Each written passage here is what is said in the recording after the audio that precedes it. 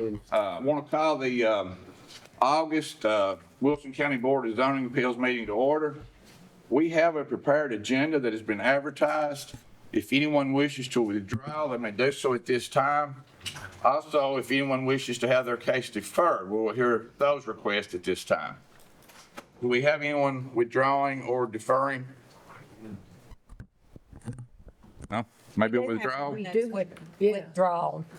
Do y'all know what case number that would be, just for the public? 4322. Say that again. 4322. Okay. For anybody in the public that's here regarding case 4322, that case has been withdrawn. Okay, proceeding on. We have a court recorder here this morning taking a record of our proceedings. The court recorder is provided by Wilson County. If you would like to have a record of your particular case, that would be at your own expense, and you would need to see the court recorder to get that done. At this time, if you plan to make a statement in front of the board, you need to be sworn in. Please raise your right hand. You solemnly swear that the testimony you're about to give this board to be the truth, the whole truth, and nothing but the truth, so help you God. At this time, just remind the cell phone. The planning staff has made recommendations to the board regarding each and every case. The board will be relying on those recommendations, and the staff will be reading those recommendations. This meeting is being taped and will be televised at a later date on Wilson County TV. If you want to go back and watch it at a later date, you can do that. To the members of the board, you have the minutes from the July meeting. Are there any corrections or adjustments or anything to the minutes from July? If not, do I hear a motion? Motion to approve. Second. Have a motion and a second to approve the minutes. Everyone in favor, vote aye. Aye. Noes, and the motion to approve is carried. All right, and moving into our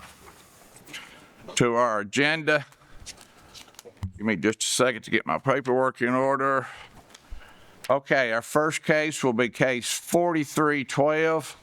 Ronald Balch is requesting a variance of 2 feet from the requirement of 8 feet between structures.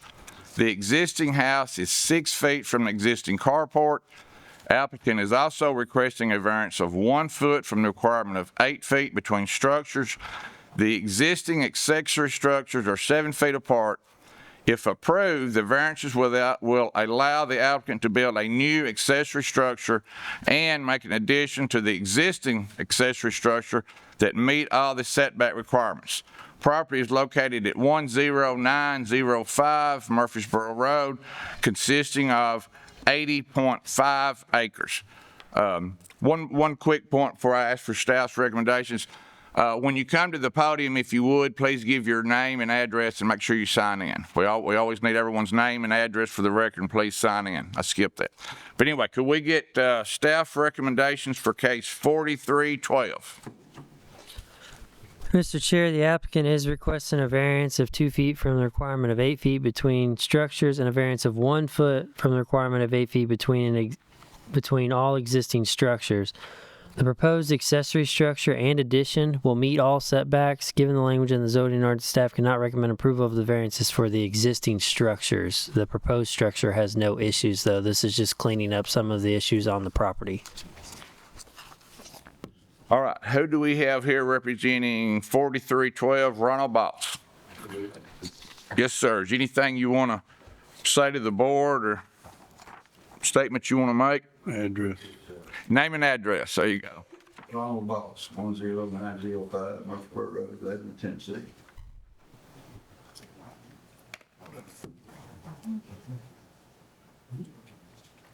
Explain to the board exactly what you're So I bought this property from in-laws.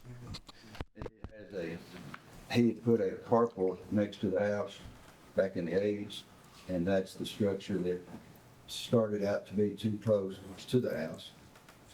And then I came along a year and a half ago and put one beside it. The front of mine is 8 foot, but the back is 7. The guy, the one that was existing was running at an angle, and my guy put it up down to the same angle. So that's, just trying to get approved for that, so I can add to a building and put up another building and tear it up. Their equipment and They, of course, one building was there when you acquired the property. They, did you get a building permit on the one you put up? You did get a building permit, okay. on the public. Okay, thank you. Anyone else have any questions?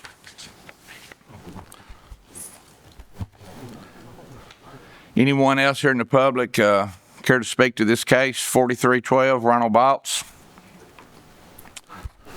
No, turning back to the board. Any questions, debate, motions?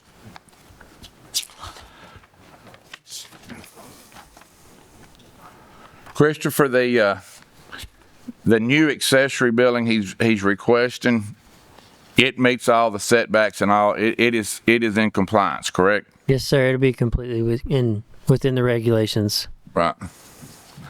And by the letter of the law, you have to make a recommendation of denial. Based off what's existing on the site, yes, sir. Right. Just because I don't have any hardship that was unself-imposed on that site. Right. Could you make any, discussion with the board as far as what, in the past on situations of this nature, what has the board generally done or not done, or? I would say in most instances on larger tracks like this, it's probably been granted for approval. There was one last month that was very similar. They had two outbuildings. Right. They were 2 feet apart, so they were asking for 2 6-foot variances, and that was granted because the addition that particular case was putting on their home, it met all the existing requirements. It was just cleaning up the structures that were previously put on the property. Okay. Similar to this situation. All right. To you, sir, the accessory building you're building, you had mentioned you'd put machinery in it or whatever. That will be your own personal property? Nothing? Okay. All right. Everything out there. Okay. Turning to the board. I have one question. There's several buildings on this parcel. Have all these been permitted?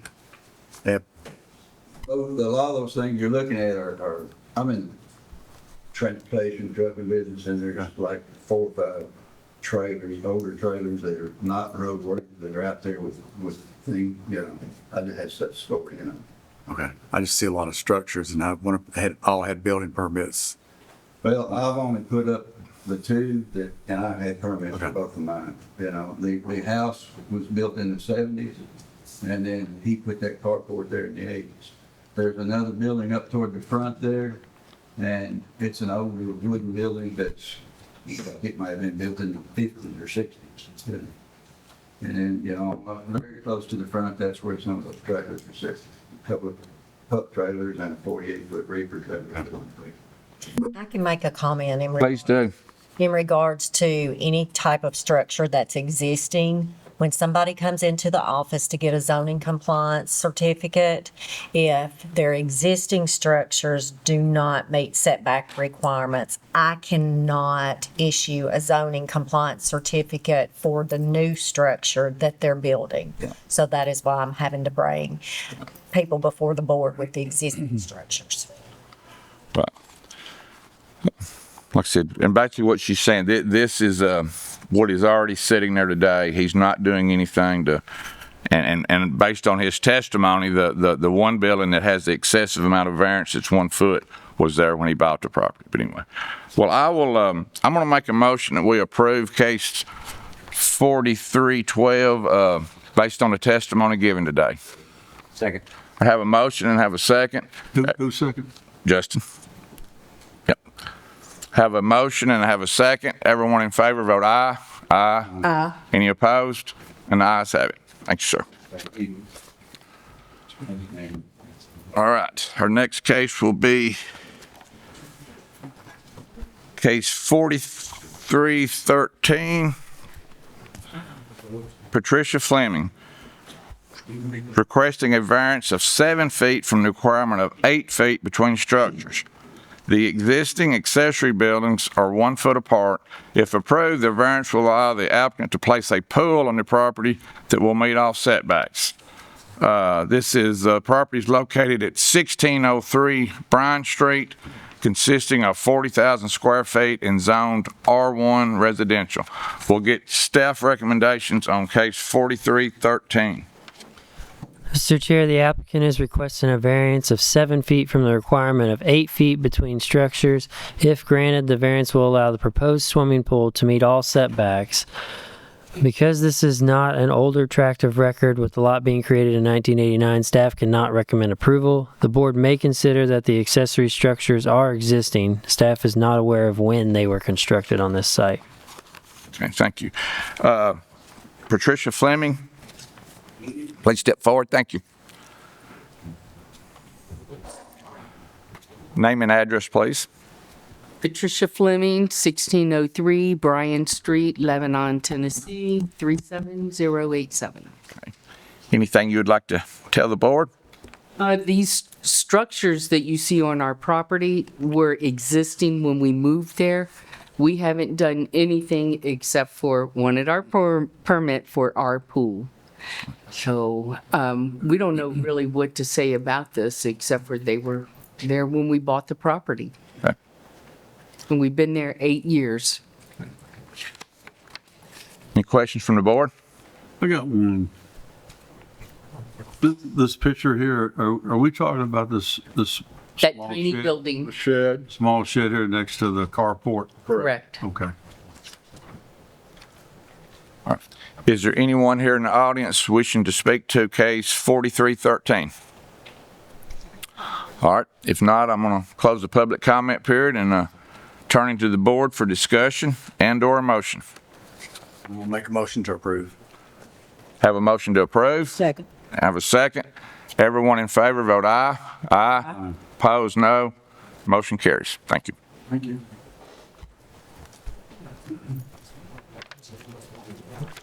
Okay, case 4314. Daniel Hale is requesting a dog kennel used for boarding and training dogs. Applicant will also need a variance from the requirement of 500 feet from the neighboring residential or agricultural zone property. Property is located at 474 Noakes Road, consisting of 30.1 acres and is zoned A1 agriculture. And Daniel, you can be coming to the podium as we get staff recommendations. Mr. Chair, the applicant is requesting a dog kennel for boarding and training dogs and a variance from the requirement of 500 feet from the neighboring residential or agricultural zone properties. The property line in question would be the property to the south of the proposed facility, nor is the proposed facility 500 feet off the existing road. Dog kennels are listed as a use on appeal in the A1 zone district, but because the kennel does not meet the minimum 500-foot distance from neighboring properties on all sides, staff cannot recommend approval. And in the A1 district, dog kennels are allowed, but you have to locate the facility 500 feet from any agricultural residentially zoned parcel. Do we, and I may be missing this, but do we have he's wanting a variance of the 500 foot. Do we want a 100-foot variance or 300? Do we have a distance? I don't have the exact distances, no, sir. Are we talking about the Mills property? It'd be the, Is it across the street? We'll get to that. We'll get. All right, go ahead and give us your name and address. I'm Daniel C. Hale. I live at 474 Noakes Road, 37090. I started on this project about a year ago. I worked in the canine unit for the police department in Nashville for 30 some odd years. And my son is now the Mount Juliet police canine trainer. So I allow the Mount Juliet folks to use it for free. I don't charge them anything to use my property. But to get to the thing of it is, there was an existing house there, an old house when I bought all this property. And I thought that was the building spot I needed to deal with. So, because it had a septic approval or whatever I don't know how all the jargon. I have realized today that the reason you have a general contractor, they earn their money because I've done a lot of stupid things. The main thing is I went in, I Googled it on can you have the kennel in Wilson County, and then it gave me all the variances, everything. I never thought about the property across the street. I was thinking about my connecting properties on each side. You have a letter and a file from each property owner on each side. They don't have any problems with it. If you stand at the front of if you stand at the building, you can't see another structure from it. That's the reason I did that, because I didn't want anybody to be bothered. This is built for me and my son, and hopefully my grandson one day, just to train dog. We're not going to be a Fortune 500 company. We're going to train. We're dealing with the police dogs for Mount Juliet, but any municipality is allowed to come to my property. I don't care, because. Oh, I'm sorry. So, Oh, go ahead. That was, yeah. Oh, okay. Sorry about that. and I just, my main thing is I didn't mean to be breaking a rule. I had no idea I was breaking a rule. And, I thought that when we started on this, I wanted to build this when I was in my 30s, but guess what? You don't have any money when you're in your 30s. So I finally had the money to be able to accomplish this.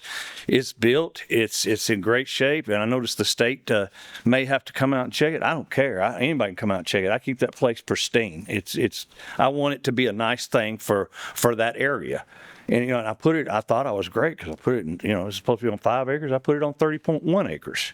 And I just, I guess I'm here at the mercy of you guys, because I really want to keep it going, because we don't have a lot of folks coming, but we got a few folks coming. We've trained quite a few dogs, did a lot of that out of my house. And I really don't want other dogs at my house anymore, because they get a little crowded around the grandkids. But, any questions, I'll be glad to answer. Of course, we have a packet here with Yes, your sir. business plan and whatever, and I may have overlooked this, but I guess just for the record, what would be the number of dogs? The most that could be in there at one time is 12. That's the most that can be in there, because that's all I have. That many at one time? I've not had them at one time. No, ma'am. I've never had them that many at one time. But they could be. Don't get me wrong. Sometimes I run my own dogs down there. Just if it's like this week, extreme heat, I'll run them down there because it's air conditioned. I have 3 dogs of my own that I keep at the house. But no, we're not going to have that many dogs at any given time. It's, I just don't see it. I got a question. Yes, sir. How much land do you have? 30.1 acres, I think it is. Yes, sir. So if you'd have known ahead of time, you could have set this back another. I could have set it back. I would have set it back away from Mr. Mills' property. I would have definitely done that. And if it is Mr. Mills, the one across the street, I think it's 300, almost 300 and some odd feet, almost 400 feet. And then I measured from the structure to the structure, and that is 500 feet. But I understand the structures are not the thing. But yeah, and I'm glad you brought that up. So your testimony would be not structure to structure, but structure to property line. That's the almost 400 feet is what and I did it on the property charts for the Wilson County property charts. That's the only way I really knew. Yeah, for the variance, it would be the south side yard. That would be roughly, based off my calculations that I did, it's roughly a 10-foot variance for the south, where the south side yard property, and then it'd be roughly a 450-foot variance for the road frontage portion of it. Because the structure is about 50 feet off the road. The empty property across the street. Yeah, I'm just measuring from property lines. It's any property line. It doesn't matter if anybody lives there. It doesn't matter if Okay. you know who owns. That's been It's Barron- 500 foot from your dog kennel to any property line. Is that correct, Chris? Yes, sir. My only thing is I'll tell you this, I'm well into this, a lot of money into this. Like I said, I'm at your mercy. Right.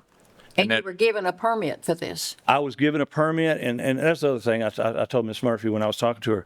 I was given a permit. Everybody that came out and did inspections, everyone, because of the way it was built, they're like, hey, what are you doing? I'd walk them through the building and show them exactly what I was doing, because I didn't want, there was never any secrecy. I didn't want anybody to think I was trying to get away with something. I worked in law enforcement my whole life. I don't get away with stuff. Outside of the variance he needs, if he were to meet all the setbacks, He would just, To get a dog kennel, do you still have to come before the board, or you just? no, it's still a use on appeal. Yeah, That's the thing. I didn't, when I read the Google document, it didn't say. that you should have got clued in on that somewhere or another. Even if you'd met all the requirements. When I went and got all the permits and everything, if just somebody would have told me, I would have stopped. Well, When you say permits, building permit, Building permit for the barn and everything, and then of course the electrical folks came out, the structural and on and on and on. You know. and I wasn't there, but obviously the building itself is not. It's the use of the building that's what's before us today. Yes, sir. The building meets Building everything. meets- I don't know that I necessarily want to blame my people Oh, I'm to not give you a blaming building I'm permit. not blaming anybody. I'm not know. blaming anybody. I just wanted you to know that Well, I never understand. covered it up. Right. Well, No, I would never blame anyone. I mean, this is all on me. I'm right. looking. Well, I'm not. Yeah, you made reference to the fact that several people had been out there, and you told them exactly what all was going to be going on. Yes, sir. But anyway, all right. clarify. Yes, It's not an issue about building permits and all that. No. It's issue, Just- use of, it's a dog kennel. I'm clear. Yeah, it's an issue about the use. All right, we've kind of been over this pretty good. And I want to apologize. Yes. I didn't mean to be. No, not at all. Yes, right. Okay. All right. Is there anybody in the public that would wish to speak to this case? 48314, Daniel Hale. Yes, sir. Please give us your name and address.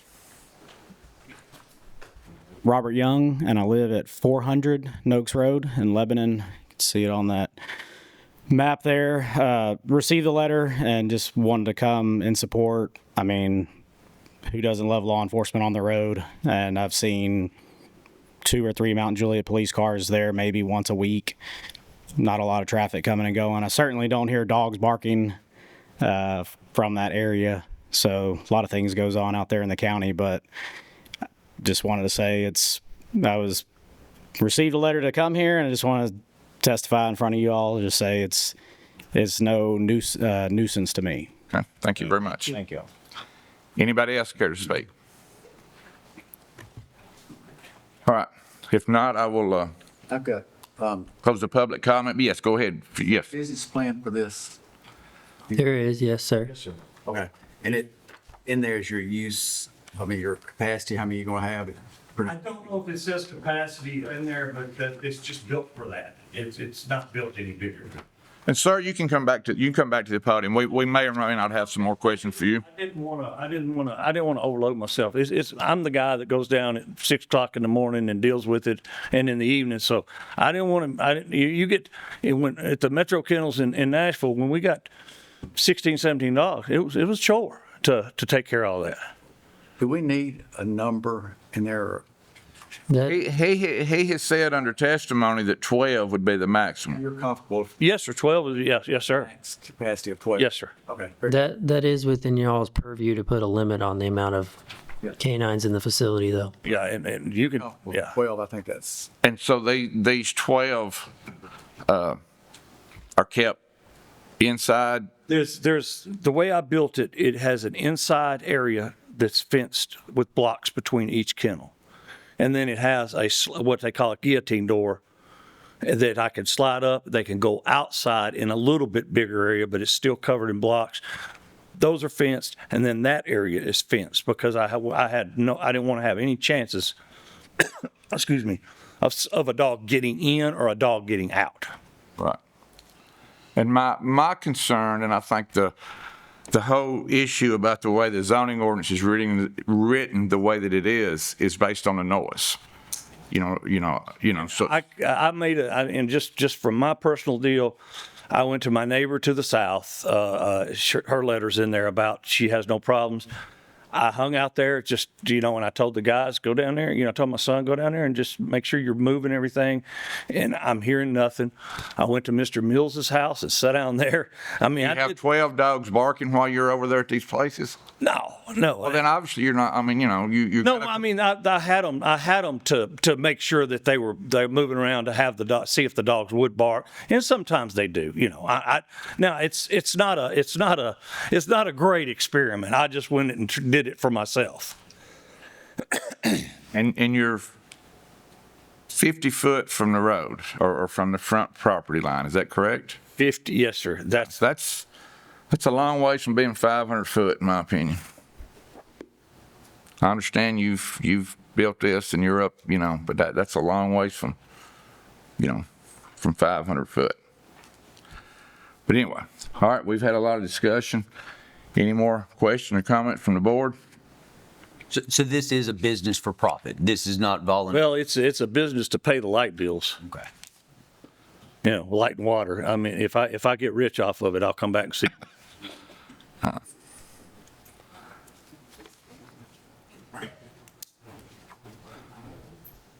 I'm going to make a motion that we deny this based on the fact that staff's recommendations and the fact that you're a long ways from being 500 foot from the property line. But anyway, that's my motion. And do I have a second? Second. I have a motion and a second by Mr. Manning. All right, the motion is to deny. Everyone in favor of that motion, vote aye. Aye. Everybody opposed, no? No. No, All right, let's do a show of hands here. The motion was to deny. Everyone in favor of the motion, raise their right hand. Got two. Everybody opposed to the motion, raise their hand. Okay, so the motion has failed. Is that correct? yeah. Yeah, motion's failed. The floor is open for a motion. I make a motion that we accept, and we limit it to 12 dogs. Have a motion on the floor. Do I have a second? I have a second. Have a second. All right. The motion is to approve with 12 dogs. Everyone in favor of that motion, vote aye. Aye. Aye. Let's do a show of hands. Everyone in favor, vote aye with a show of hands. We have three. Everyone opposed, no. No. Two. Motion carries with a vote of 3-2. Thank you very much. You bet. Okay, moving on to our next case will be case 4315. Robert Smith is requesting a variance of 2 feet from the requirement of 8 between structures. The existing garage is 6 feet from the existing deck. Applicant is also requesting a variance of 30 feet from the requirement of 8 feet between structures. The existing house is 5 feet from the existing garage. If approved, the proposed accessory dwelling unit will be added to the existing garage and will meet the requirement of 600 square feet of living space.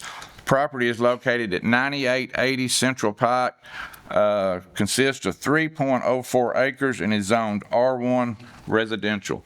Staff recommendations on case 4315.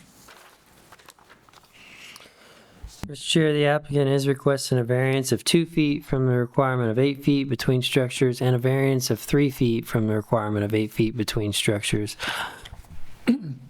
The proposed ADU addition will meet all setback requirements. The ADU is being proposed to be attached to one of the accessory structures in question. Because this is not an older tract of record with the lot being created in June of 2006, staff cannot recommend approval. The board may consider that the accessory structures are existing. Staff is not aware of when they were constructed and was unable to find building permits for the garage and the deck on site. Okay, thank you. Name and address, please. Good morning. My name is Tyler Hall, 9880 Central Pike. I'm Robert Smith, 9880 Central Pike. Okay. It's my son-in-law. Okay. We're here on behalf of Robert Smith, his father, my grandfather-in-law. So the proposed ADU would be in addition to the current two-car garage, which was, I believe, to be built around the 1980s. So my grandfather, Robert Smith, purchased the property around 2000. So there wasn't, I guess, a permit built for the garage that we're aware of. But basically, our plan would be to add on to the current garage a 600 square foot additional dwelling unit, convert, basically keep a two-car garage plus a 600 square foot ADU. And our plan would be, because my grandparents are in their mid-80s, for me and my wife to live at the ADU to help care for them until they. And it would be your testimony that these accessory structures that are needing a variance were there when your father or grandfather bought the property? Yes, sir. They were built in the house was built in the 40s, in the 1940s, and the garage was built like in 1980, I believe. Okay. So the current garage is actually the one that's needing the variance permit, but the additional dwelling unit that we're going to be adding is actually separate. Right. It'll be connected, but further away from the house. So it's just the current garage that needs the variance. Okay. Any questions from anybody on the board? Is there anyone in the audience wishing to speak to case 4315? If not, we'll close the public comment period. And do I have any discussion and/or motion from the board? I make a motion to approve. Motion to approve? Second. I have a second. Everyone in favor, vote aye. Aye. Opposed, no. Motion carries. Thank you. Who second? You did, okay. Okay, the next case will be case 4316. Jamie Burrows is requesting a variance of 22 foot from the front yard setback requirement of 40 foot. If approved, the proposed accessory structure will be 18 feet from the front property line. Applicant is also requesting a variance of 5 feet from the rear yard setback requirement of 10 feet. The existing accessory structure is 5 feet from the rear property line. The property is located at 4925 Benders Ferry Road, consisting of 5.28 acres and is zoned R1 residential. Get staff recommendations. Mr. Chair, the applicant is requesting a variance of 22 feet from the front yard setback requirement of 40 feet for a proposed structure and a variance of 5 feet from the rear yard setback requirement of 10 feet for an existing structure on site. So there's two separate variances for two very different structures. This is not an older tract of record with the lot being created in July of 1999. Therefore, staff cannot recommend approval. Okay, yes, sir. Name and address. And I'm Jamie Burris. I live at 4925 Benders Ferry Road, Mount Juliet, Tennessee, 37122. what can you tell us about the need for these variances in the buildings that were the accessory structures of? Well, the main variance, the 18 foot from the property line, there's a concrete pad there that I park a camper on, and I'm just wanting to put a carport on it. I'm not extending any closer to the property lines than the concrete pad is. And it's 320 feet from the road, so if they ever wanted to widen the road, that would not be affected by that. And then the existing neighbors in front of me, their houses are all the way up at the road, and it's partially covered by a tree line. I mean, it's not going to bother anybody. You have a, if I'm looking, you have kind of a flag-shaped lot or no? No, it's a very oddball shape. Well, that's what I'm trying to figure out exactly. It would probably be considered a flag lot. I mean, it's not a true flag. It's got two access points to this property, but. And just to be clarified to the board and myself as well, his front property line, part of his front property line is like 300 feet from the road, correct? That would be accurate, yes, sir. I think it's 318 feet. Okay. Okay. And the other structure, the 5-foot variance, it's up at the corner of the peak there, and that is a woodline ravine. There's nothing that could ever be built behind there. It's a shed. It's technically mobile. It's not a permanent structure. I can show you where both structures are if you want a visual. Sure. The existing shed is right here that's needing the 5-foot variance, and then the existing pad that's on site is roughly about right here. It's actually a little. It's actually beside the structure, isn't it? The other structure. Yeah. Down here? Yeah. Okay. So this is where the existing pad, the concrete pad is, and then the existing structure that's up here. So this is existing, this one is the proposed. If that helps. Thank you. Yes, very much. Is there anyone here in the public that wishes to speak to this case? If not, turning to the board, any discussions or comments? I will state that I would think this would qualify as an odd and unusual shaped lot for whatever that's worth to the board members. I do think that based on the shape of it, it would be very unusual.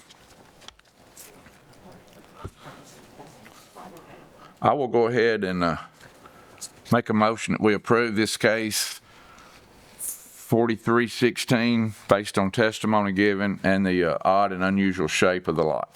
Do I have a second? Second. Have a motion and a second to approve. Everyone in favor, vote aye. Aye. Opposed, no. The motion carries. Thank you.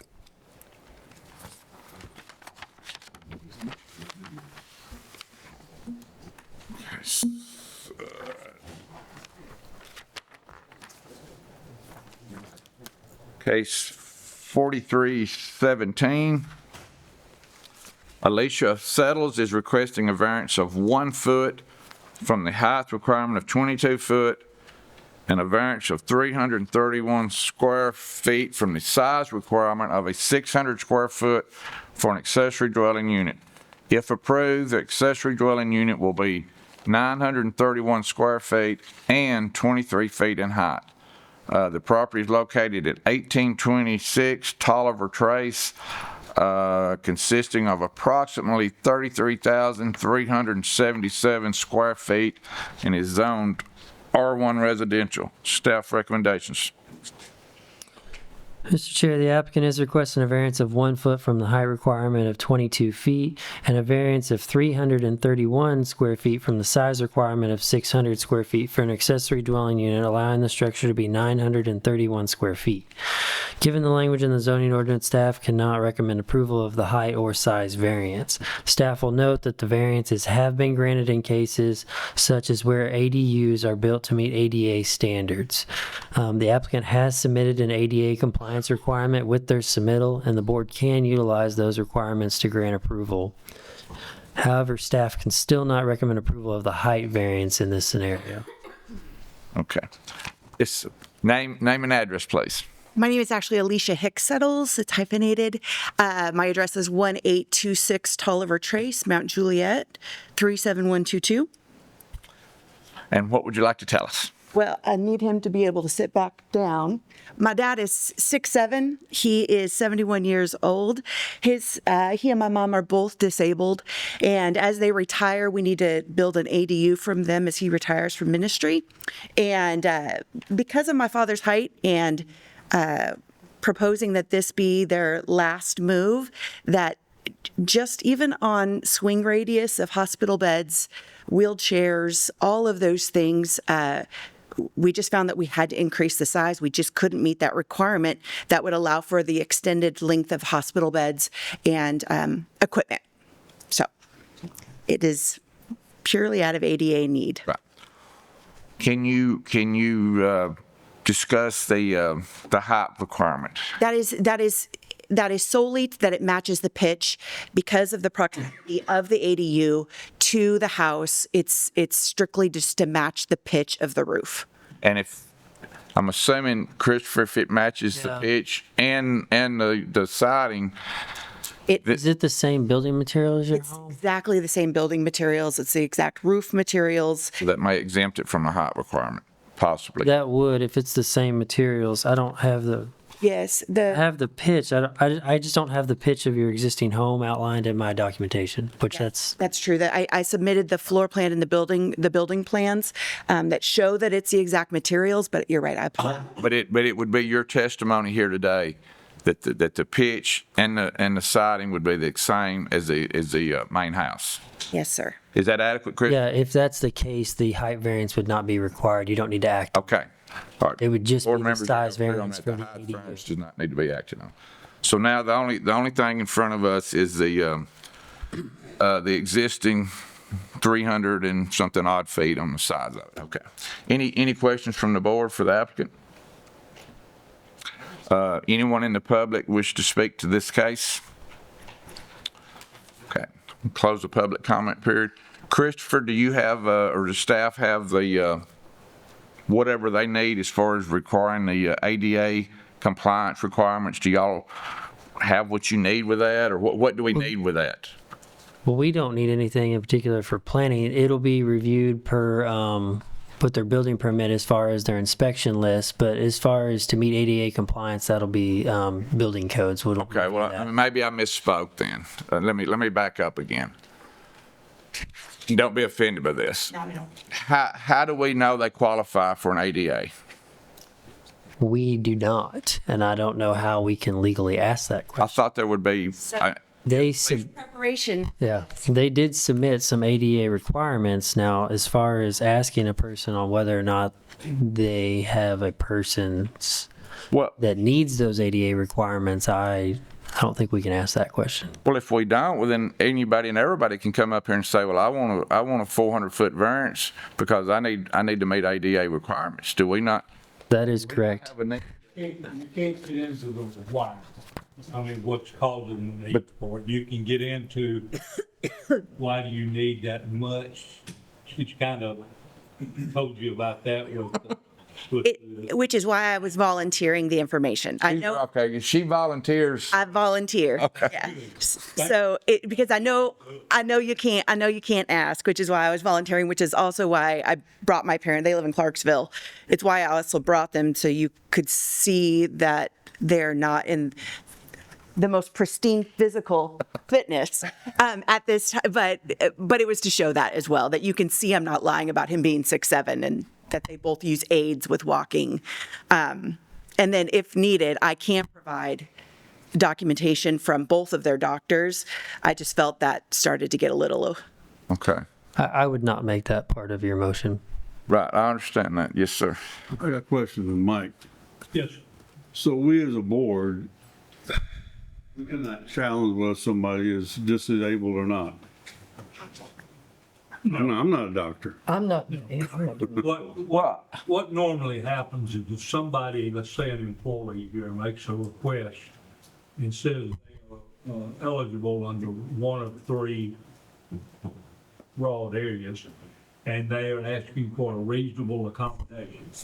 And then the employer makes a determination of whether or not they can grant that reasonable accommodation. It's not really a question of whether they want to or not, it's whether they're able to do it without interfering with the workplace. So here the question is, can you make that reasonable accommodation without interfering with anything? And I think that's certainly a basis to do it, yes. But I would not encourage you to go against that. But do we not, because they are wanting this variance based on ADA, do we not have a right to say, do you need that? I mean, my whole thing is we open the door to where there's a 20-year-old that's perfectly healthy in here next month, and he says, I want a variance based on an ADA. How do we handle that? And he's perfectly healthy. You deny it. We would deny it? Yeah, if you know he's perfectly healthy, you deny it. You don't have to ask him about it.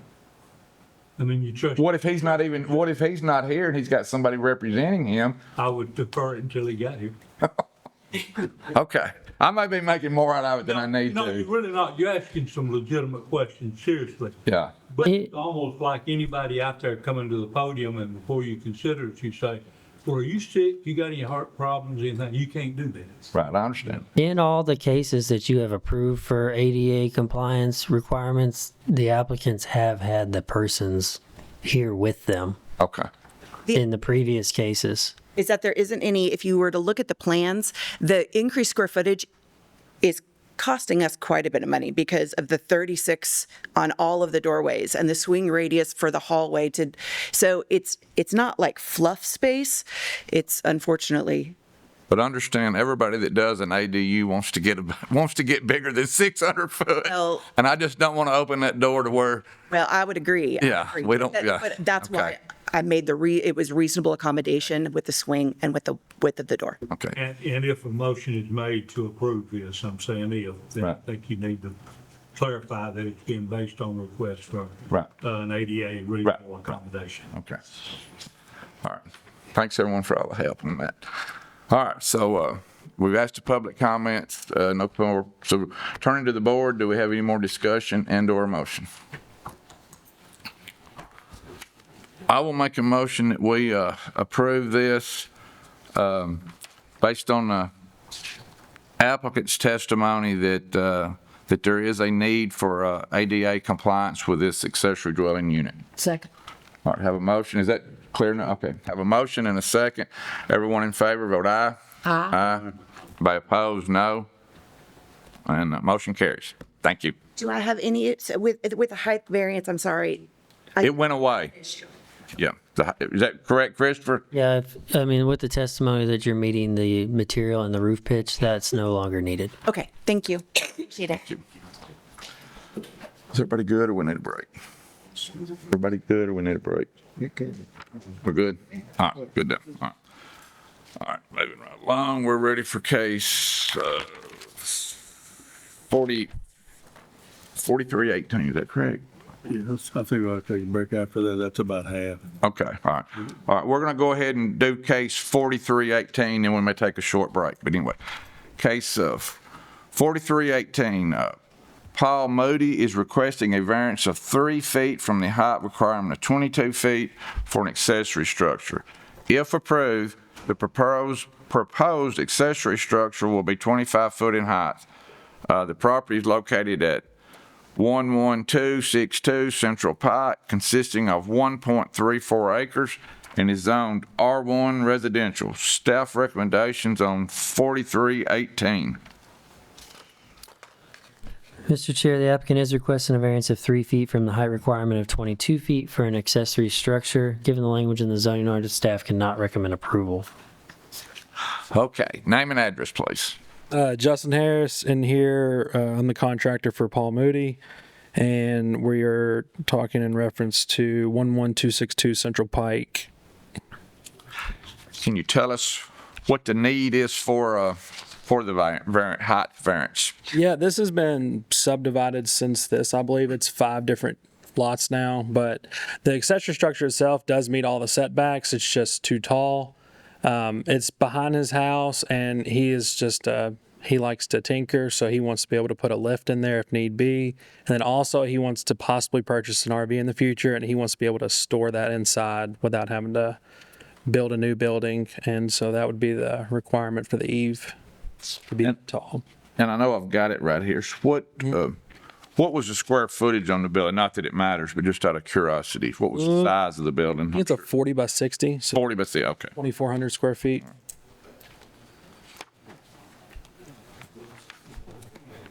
Which house or which property is it on here? It is on. Oh, can you show The house is. Can you show on the map behind you, could you point out which, Christopher may have a pointer, I don't know which. I don't want to point that way. I got in trouble last month for pointing at somebody's eyes. Oh, okay, I'm sorry. I think the existing house is right here. This lot has actually been subdivided off, so there's an existing house that's not shown on the aerial that's very new. The accessory structure is roughly right here. I know this looks like there's more than one home on a property. These are all subdivided tracts. Right, I understand it's flat. All right. Is there anyone else here in the audience that wishes to speak to this case? Okay. Any more questions for the applicant? I got a question. What's going to be the purpose of the building? Right now, it's just an accessory structure. It's just residential storage, but it is quite big, Commercial quite use? tall. Sorry? No commercial? No, sir. No Just commercial. your own personal Yeah. storage? Yes, sir. Okay. We, as the board is well aware, we get quite a few of these. And we struggle with these quite a bit. Well, I saw that at the end. I'm not sure what that meant. The Well, Christopher, do you want to get into that? Well, I mean, he saw.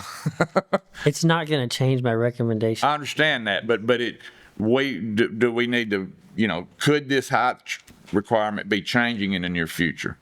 And should we share that information with him? Well, yeah, I mean, if he wants to stick around, I'd be more than happy to share it with him, and I'm going to talk to you all about it. I'd rather not get into it. Okay, that's what I'm. Case is. Okay, right in the middle of this case. Okay, there could or could not be some type of update in the near future on the county zoning with a height requirement. So that, like I said, but anyway, back to the board. What is the size of the lot after it's been subdivided? I think our note said 1.5 acres. Let me find out here. And those are commercial buildings. 1.34. 1.34. the Mr. only Manning? building on the lot that in reference is just the person's residence, Mr. Moody's residence. I see some commercial property, looks like close to this. That is Mr. Moody's, but that is commercially zoned as well. That is a commercially zoned tract, and that's at the corner of Central Pike and, was that Hark Reader there? I think so. Yeah. But that is a legacy commercial tract. Mr. Moody does own that. He did at the time. He used to own that. But yeah, that's a commercially zoned tract. All right. Do I have any more questions, comment from the board? Motion?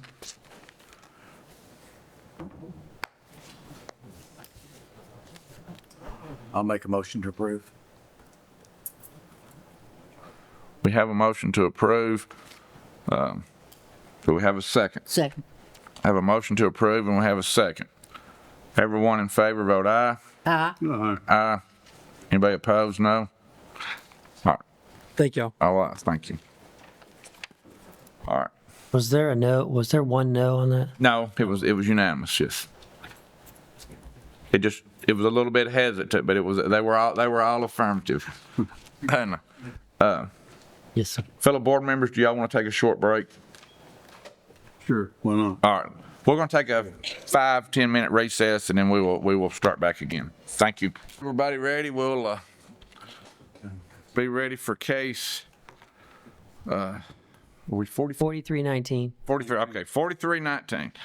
All right, case 4319, Janet Mia? Yes. Okay. Applicant is requesting a church use. So, yeah, church uses are a listed use on appeal in the R1. I'm reading Christopher's notes. Hang on a minute. Let me get on the right note. I thought that didn't sound right. Bear with me. My mistake on that one. Those breaks always get me out of whack here. But anyway, now, case 4319. Requesting a church use. The property is located at 13135 Central Pike, consisting of 1.0 acres and is zoned R1 residential. Now we'll get Christopher's recommendations. Mr. Chair, the applicant is requesting a church use at 13135 Central Pike. Churches are a listed use on appeal in the R1 zone district. Therefore, given the language in the zoning ordinance, staff can recommend approval. Staff has received a septic inspections letter for the property stating no issues were found. However, a PERC number was not provided in this. This was just a local septic inspection. Staff will put the applicant on notice that if any expansions were to occur, the applicant will be required to submit a site plan to be approved by the Wilson County Planning Commission.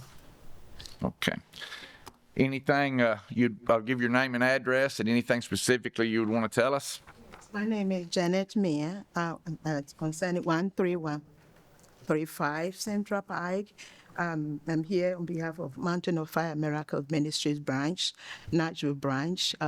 We've been operating in Nashville for almost 15 years in another church building. It was a big lot, but we are a very small church. But with all this real estate thing going on, they sold their building because it had a lot of lots to it. They put it up for sale for almost $5 million, and we are a small church. We couldn't do that, so we started looking for places, and everywhere you go, it was almost like you have to go to a hotel and be renting, and it will affect the members, and we have some elderly people too in the church. So we decided to look for a place, and we found this place. Far away from almost everybody in a corner lot by itself. So we spoke to their neighbors. They all fine. They like our parents. The Sims are just behind us. Our parents were believers, and they would love to have something like this here. They said when the land was, first there was even a school over there before they built the building there in 1965. They've lived there all their lives. And so we just feeling that don't let us be vagabonds from one hotel to the other, because it's just a small church and we disturb nobody. We just try and just worship on Sundays. It's not that we're gonna be there all the time. With just Sundays and once a month on Saturdays. Right. We have your business plan. Would it be accurate and up to date? Yeah. Yes. Okay. Yeah. Okay. Thank you. Yes. Thank you. Yes. All right. Any questions from the board for the applicant? Noticed in Christopher's comments, whatever, talking about the septic system. Yes. And right now you're saying membership 25 to 30 people. So Yes. 30 is the max people. So you understand that if you expand this building, that you've got to have a septic System. Yeah, we're not gonna expand, right now, that place is just enough for us. But if we have to expand, yes, we will do what, understand. yeah, we will do whatever is needed. It's a big lot, Yeah. big lot, yeah. Yeah, and that would, as Mr. Crockett was saying, but because the letter from the state regarding septic, it says, may not have been used in a while or whatever, but anyway, so if you do have a problem with a septic, it will have to be addressed, regardless of whether you have more or less membership or whatever. If at any point, and right, that would, but anyway, that wouldn't be something that we would oversee, but that would have to be addressed, but yes. For staff and for Christopher, were there, I don't really have a real detailed, maybe site plan or whatever, as far as access, getting onto the property and off the property and all that, did it look good to you guys? Yeah, they actually have an entrance on Central Pike and Posey Hill Road. The access on Central Pike is probably not large enough currently for multi-directional access. I don't know if that'll be utilized for an entrance or an exit only, but the access that they put onto Posey Hill, it could handle both directions coming and going. And is it paved parking, gravel parking? The additional parking is gravel. There is a small sliver of paved parking out there. They've marked their handicap parking stalls on the paved parking area. And you guys are okay with all that? Yeah. Okay, thank you. But it's just any expansion, like if they choose to pave the parking lot, that'll all have to come in through Planning Commission. Okay. Is there anyone here in the public that wish to speak to this case? Okay, seeing none, I will close the public comment period and we'll go back to the board for any questions or comments. I make a motion that we approve this upon staff recommendation. Okay, we have a motion to approve. Do we have a second? I will second that motion, and I would like to amend it and make the business plan a part of that motion. I approve. Okay. All right, we have a motion and a second to approve with the business plan being a part of that motion. Everyone in favor, vote aye. Aye. Aye. Anybody opposed, vote no. No, the motion carries. Thank you all, thank you so much, God bless. God bless. All right, thank you. Okay, case 420. Johnny Hudkins is requesting a variance of 3 feet from the height requirement of 22 feet for an accessory structure. If approved, the proposed accessory structure will be 25 feet in height. Property is located at 7705 Poplar Hill Road, consisting of 8.34 acres and is zoned A1 agricultural. Staff recommendations. Mr. Chair, the applicant is requesting a variance of 3 feet from the height requirement of 22 feet for an accessory structure. Given the language in the zoning ordinance, staff cannot recommend approval of the request. Okay. All right, name and address, please. Cole Hudgens, 7705 Poplar Hill Road, Watertown, Tennessee, 37184. What can you tell us about your accessory building? Well, we have a camper, so we're wanting to put it in there. And just to put we have some other vehicles that need to go in. So it would be for your own personal storage only, no commercial use of any kind. Any questions from the board? I've got a question. The picture we just were shown, the properties, doesn't look like anything on the property, right? There's a home on them. There's a home on the property. That is Back, okay. That is the photos that you have are the location of the proposed structure. I see here it is. Yeah. Okay. It's just directly back here. All right. We're putting, planning to put. How, and I'm sure it's on here, but how far are you guys away from the road? I see you've got a kind of a long skinny tract of land. Front of the house is about 440 feet. And the barn would be behind? It's behind that. The house is 36 foot wide. The barn is another 127 feet from that. And that would be to the front of the barn. Right, so. 600 feet off the road. Okay. Somewhere around. Yeah. Okay. According to this little drop you got here. All right. Any more questions? Is there anybody in the audience that wishes to speak to this case? Okay. Do you do any agricultural uses with the barn or the property? No. Okay. All right. Turn into the board for any discussion and/or motion. I make a motion to approve. I have a motion to approve. Do we have a second? Second. A motion and second. Everyone in favor, vote aye. Aye. Opposed, no. The motion carries. Thank you. Okay, case 4321. Goodall Homes, on behalf of Michelle Nagel, is requesting a refund for the adequate facility tax of $5,000 that was paid twice on 4/14/2021 and 07/02/2024. The property is located at 503 Kipton Trail. It's located in the city of Mount Juliet. Staff recommendations on 4321.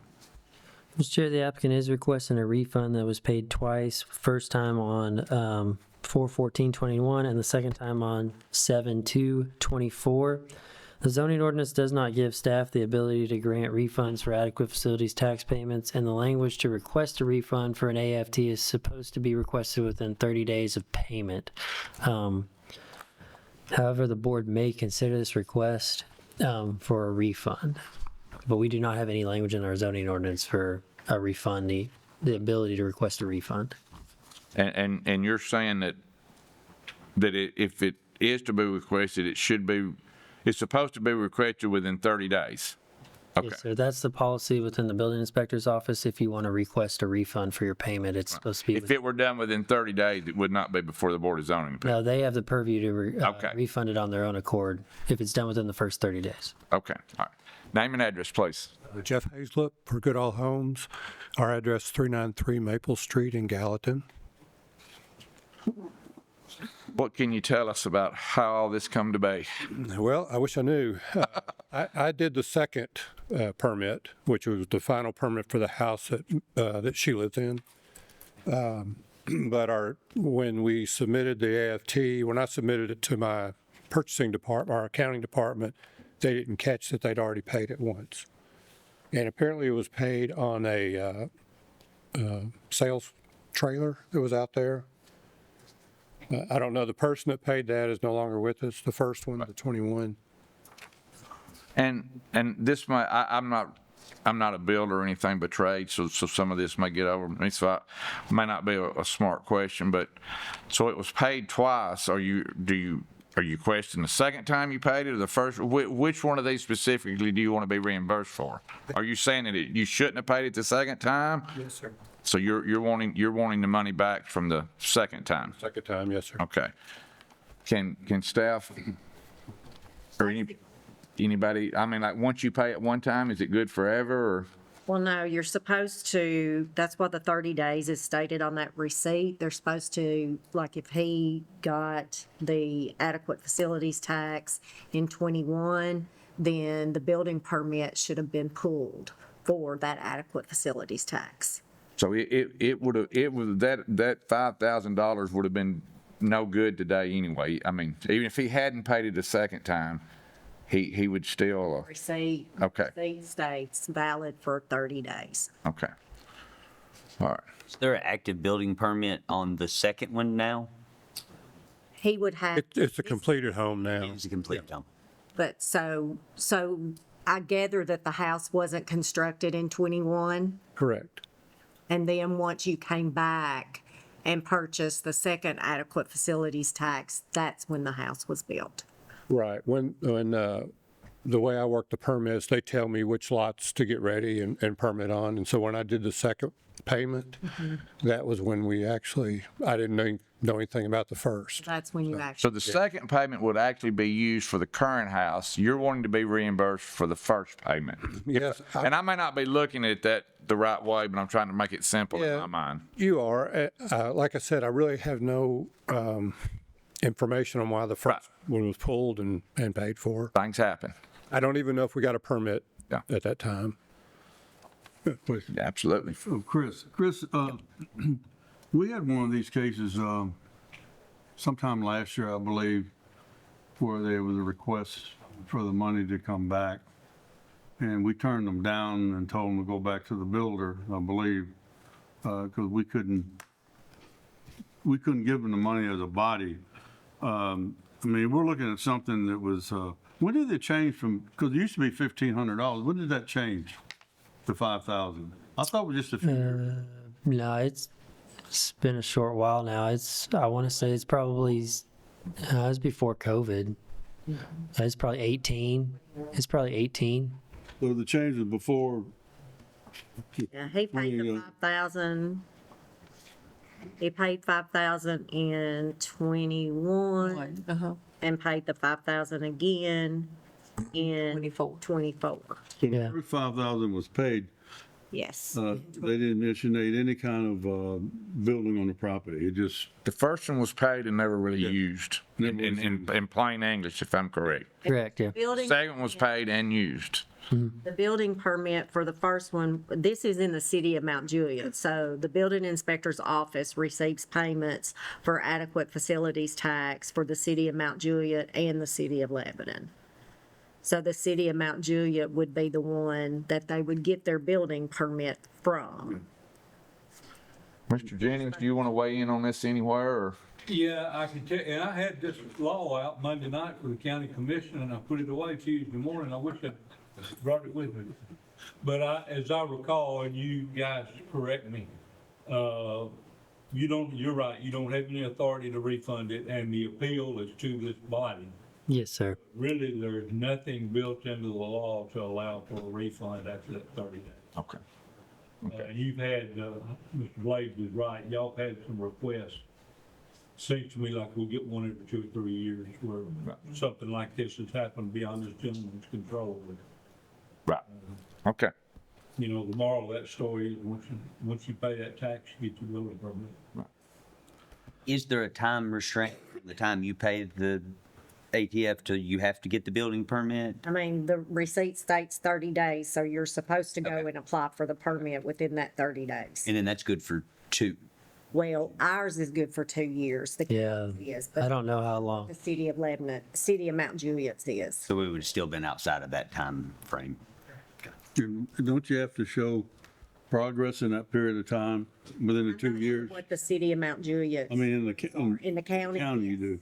Yes, you have It's to still some start kind of construction within a year and then finish construction within 2. That's So the county though. The current house, when was that construction finished? Yeah, I mean, I'm not sure if we pulled the permit in July of '24, so by July this year, actually it's probably more like January, because that's why we got the current owner's power of attorney to come in and ask for it. And I will specify, it's not for her, it would be reimbursement for us because she didn't pay it one way or the other. Well, she paid it in part of her housing costs, but. Yeah. So let me ask a question. Yes, go ahead. So when you pulled the permit, your company paid the 5,000. Yes, sir. So if we grant this, the 5,000 goes to you or back to the homeowner? To Goodall Homes, yes, sir. But the. And the homeowner's aware of that. She knows. The first homeowner or landowner has since passed, you said. No, we've owned the land since then, and when we paid the adequate facilities tax, we owned the property. Until we build the house and go with, fulfill the contract with her, then now she owns the property. But you're asking for a refund from the first one.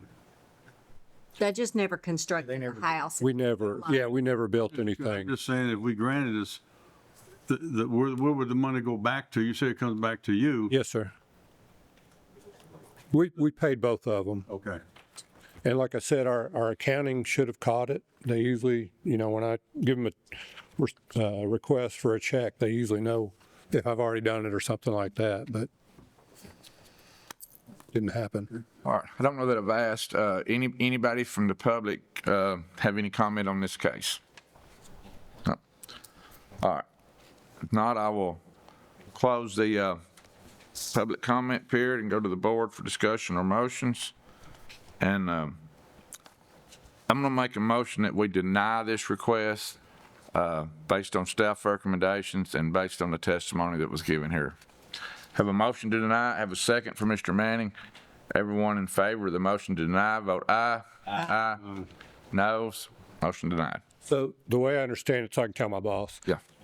It's basically that we should have asked for this, the first one, I guess, within 30 days. Yes. Or for sure not paid the second without kind of some investigation. And I don't know, even if you hadn't paid the second one, I'm not sure the first one was still good 2 or 3 years later. It appears not to have been, but I Would have had the receipt, that's required to pull the. I think it, yeah. Okay, well, thank you. I appreciate your time. Yes, sir, thank you. All righty, moving on to case 4322 has been withdrawn, so we're at 4323. Sure, yeah, okay, all right. Make sure I'm on the right page here. Give me just 1 second.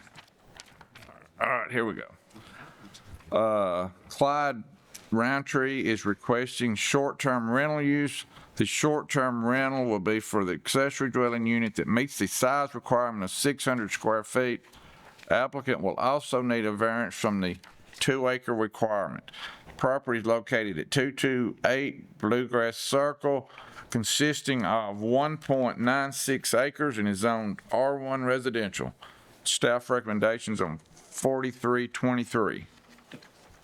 Mr. Chair, the applicant is requesting a short-term rental use on the property. The short-term rental will be for the accessory dwelling unit that does meet the size requirement of 600 square feet or smaller.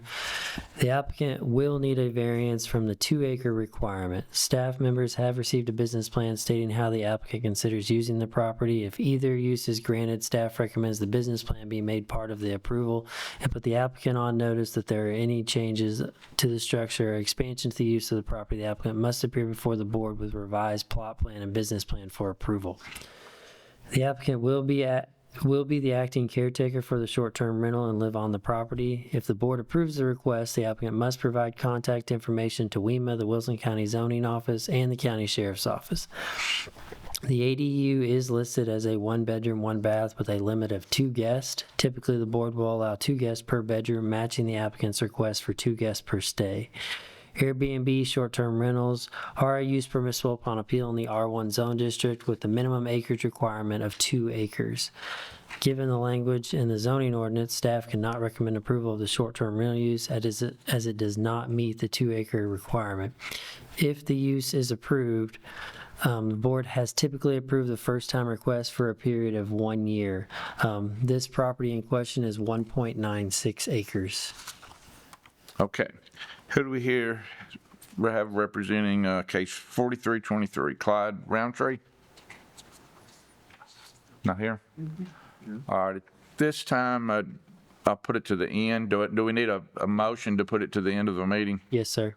All right. Need to move the case to the end of the meeting. You have to have a second, motion and a second for that. All right. I will move that we defer case 2323 to the end of the meeting. Have a motion. Do I have a second? Second. I have a motion and a second. Everyone in favor, vote aye. Aye. Who made the motion? I did. Okay. All right. And, but anyway, so our case 4323 will be moved to the end of our meeting. All right. Case.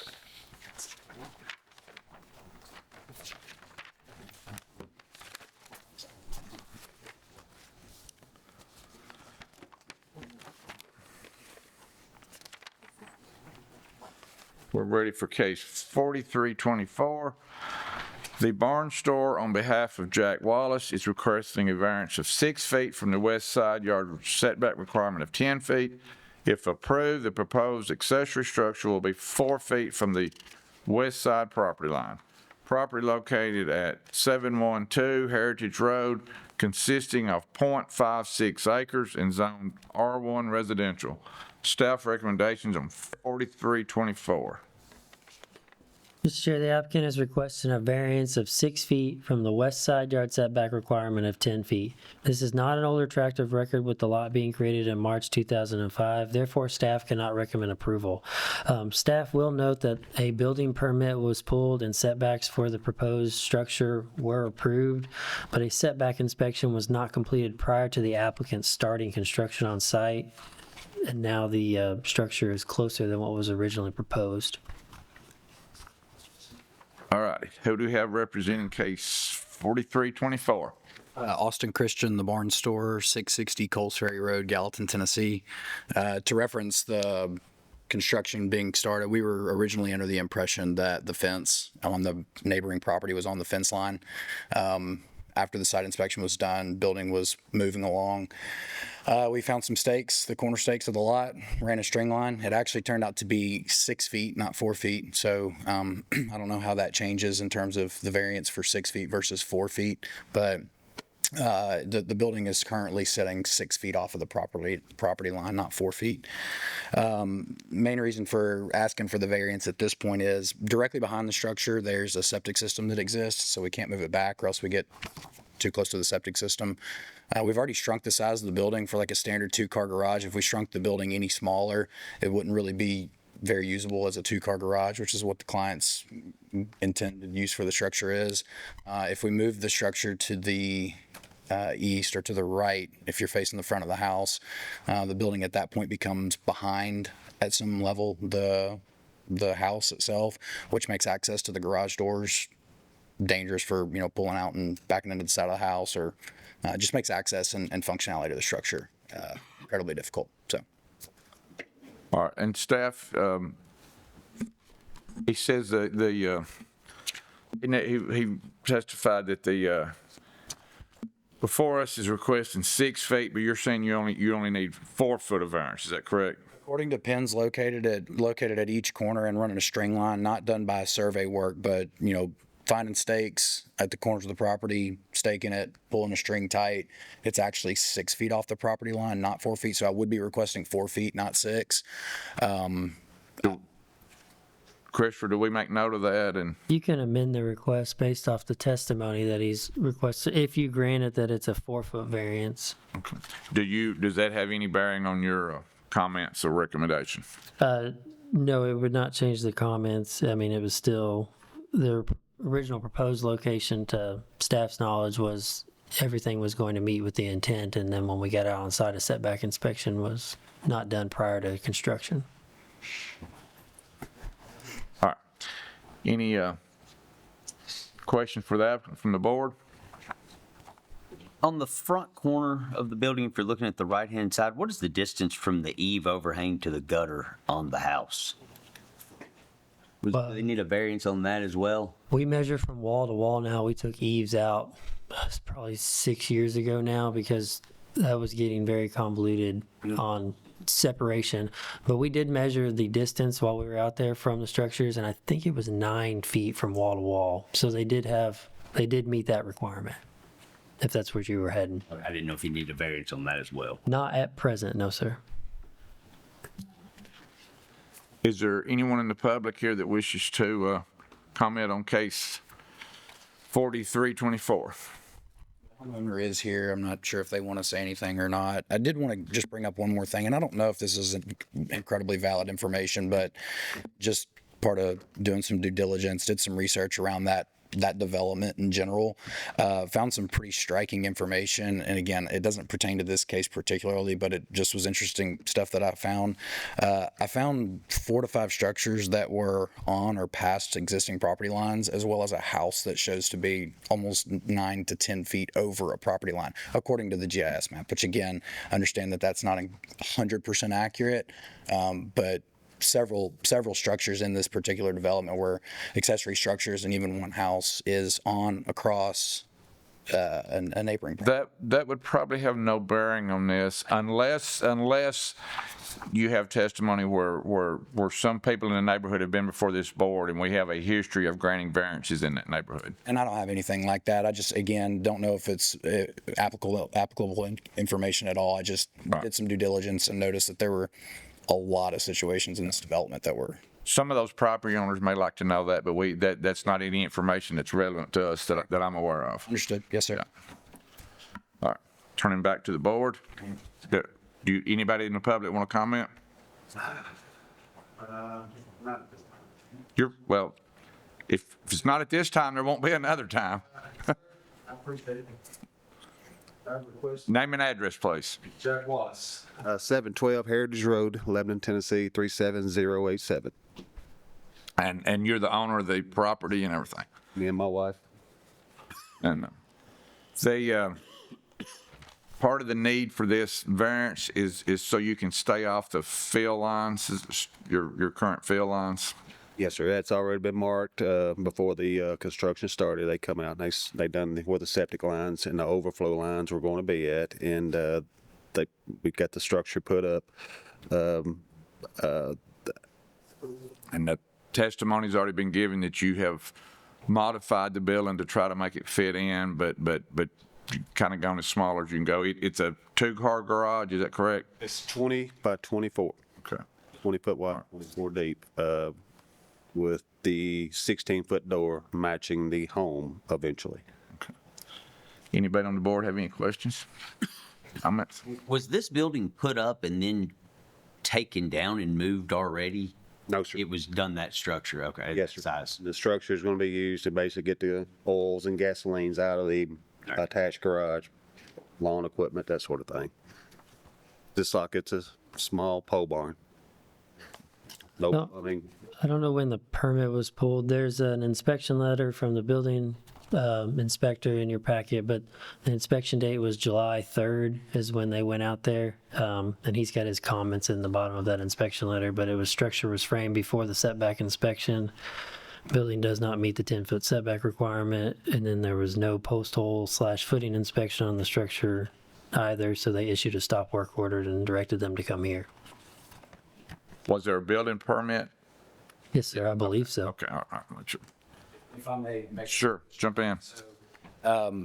Again, referencing the building being started before the site inspection, we were under the impression when we received the building permit that the fence line was the property line. That's our mistake, 100%. Recognize that, accept full responsibility for it. As it relates to the inspections being called in terms of like the foundation inspection with these pole buildings, unless we're pouring the concrete first, which in this case it was post buried in the ground, we're actually able to, and they happen incredibly fast too. So we're actually able to frame the building, leave the holes open as long as we get to our depth that we know is required at 3 feet deep. We're able to call that inspection, and I believe that's actually when this all kind of came to light, was when we called in that whole inspection to come out, and they came out and they said, "Whoa, wait a second, we're too close to the property line." So, Okay, one question. Yes, sir. So the barn, you're actually the contractor? Yes, sir. That built it? yes, sir. Okay, all right. All right.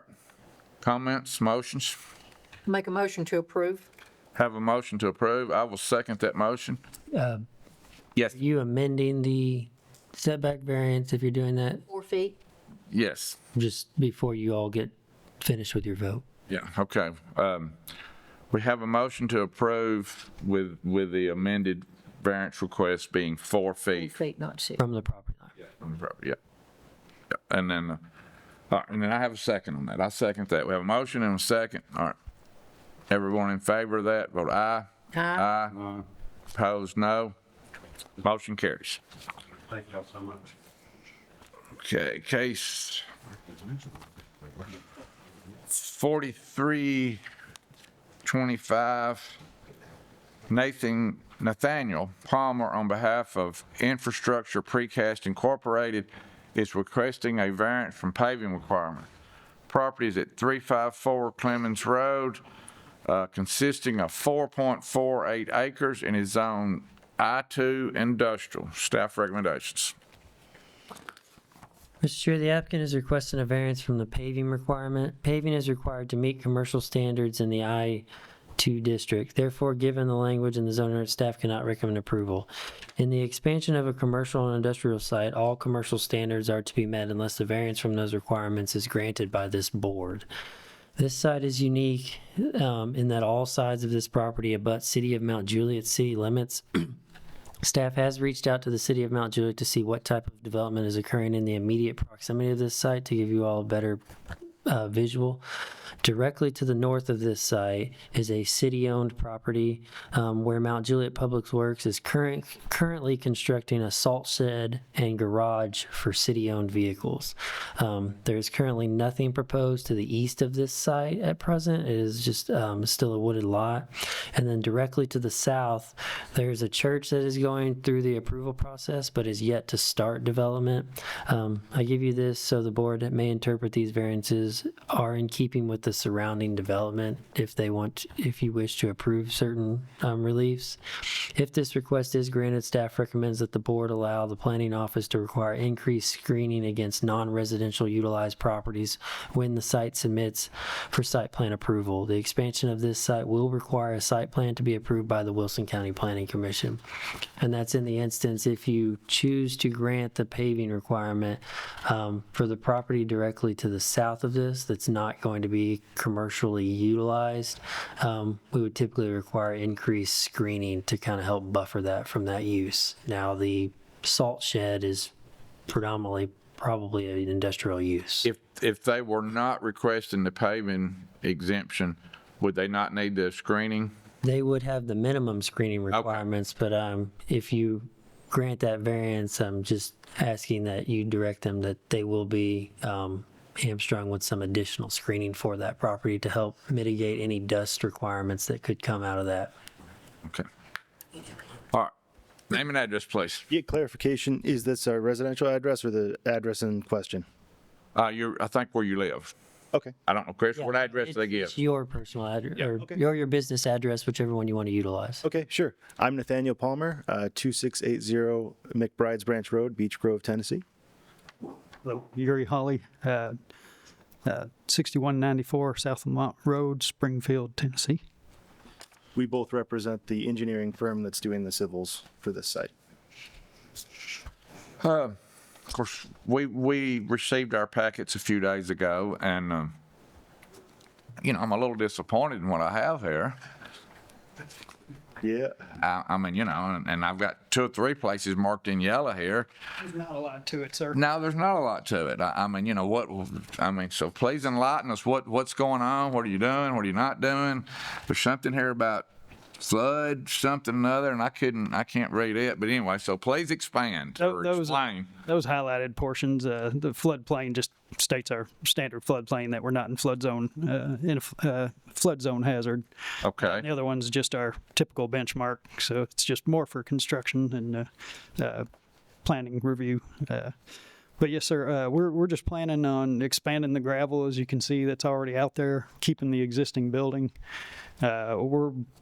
Our client's going to have large concrete precast structures that he's going to be taking in and out, and that's why we want to go with the gravel use. It's not going to be good on asphalt. It's going to tear it up. It'll be similar to the variance y'all approved for a rock quarry where they had large precast structures and they asked for a gravel area. We will pave our parking. I think we're proposing about 6 parking stalls and the drive aisle to it coming from the drive entrance. But the rest of it, we would humbly request that we keep it as gravel, since it's going to just tear up that asphalt in no time.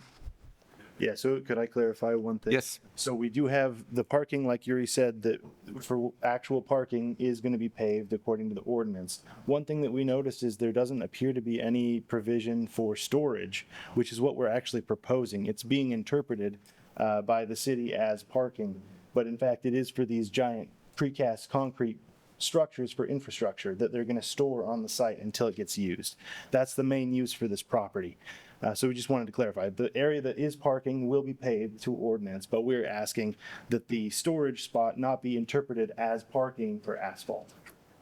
And exactly explain to me what this storage is. I don't understand. So essentially, when they develop a site, they'll have like large concrete catch basins or pipes that are brought in, and that's what this company does, our client does, is they manufacture these large concrete structures and pipes to be used for construction on roads, sites. Like in culverts? Culverts, yes, ma'am. That can be used for that as well. But yeah, if you see like big, catch basins on the side of roads, the curb inlets, And then, of course, the RCP, the storm sewer pipe that comes in for all uses as storm sewer, essentially. This may be for you or staff, but the existing gravel area, did it, That'd be grandfathered in. They're just wanting to increase the gravel area. That's, if they came in with a site plan to increase that, we would typically require that increase to be paved. We would probably require the existing property to be brought up into standards. but you wouldn't consider the existing gravel, is it in violation currently? No, sir, they could come and operate and start storing that particular material on that existing gravel pad as it sits. Okay. It's the expansion where they got triggered to come here. And if you can see on the plans there, even though they're pretty small, there's that existing building right on the very western edge of the property there. That is the building that they are going to be using, and there is a small area for, I think, 6 cars to park. Yeah, Yes. we're going to propose That's the designated parking just area. right up against that. The remainder is supposed to be just for storage. And so the storage, and I don't know that this matters, but just so I can have a clearer picture for myself, is it brought on site or is it made on site?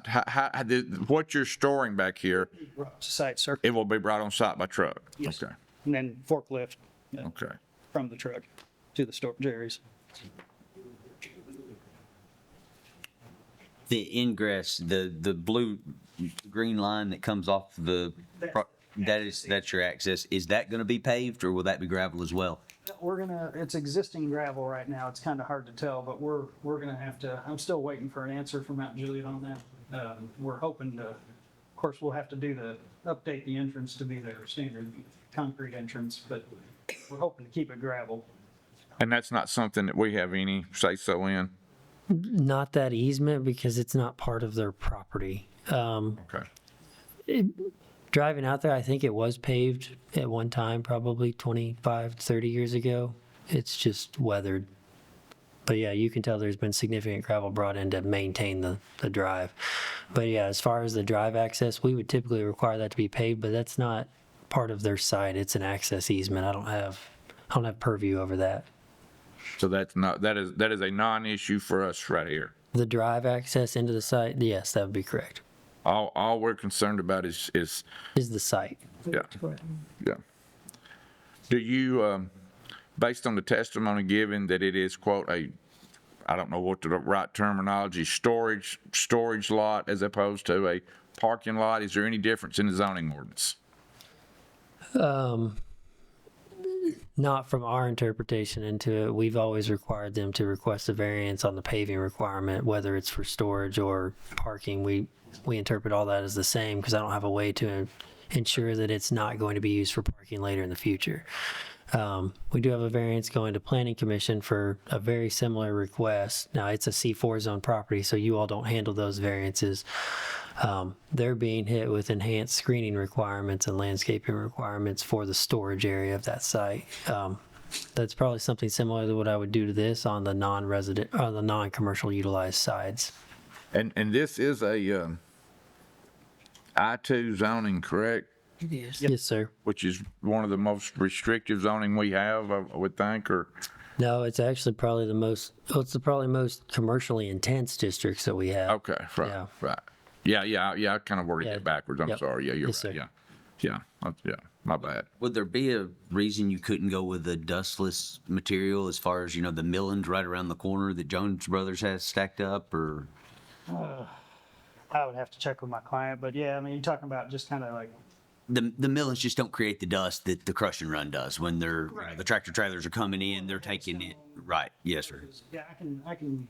And the property to the north, I mean, they've cleared that. That's going to be residential at some point in time. I assume that's what the future growth on It's that. going to be a salt. Did you say it was? It's a north is going to be a salt shed for the city of Mount Juliet. Okay.